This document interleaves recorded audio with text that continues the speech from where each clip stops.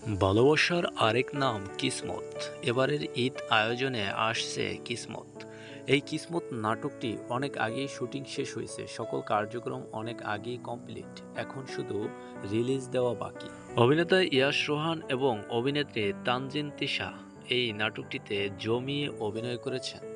তাদের রসায়ন কেমিস্ট্রি বোঝাপড়াটা বোঝাই যাচ্ছে যে এই কিসমত নাটকটিতে ফুটে উঠবে।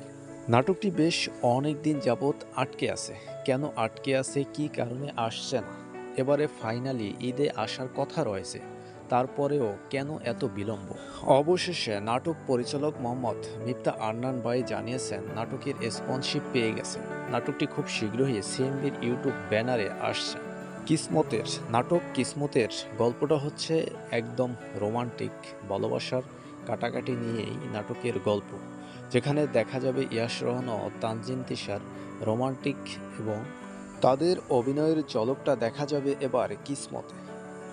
বহুল অপেক্ষিত এই কিসমত নাটকটি আসছে 2-1 দিনের ভিতরে। অপেক্ষায় থাকুন আর একটু সময়, খুব শীঘ্রই আসছে দর্শকের মাঝে।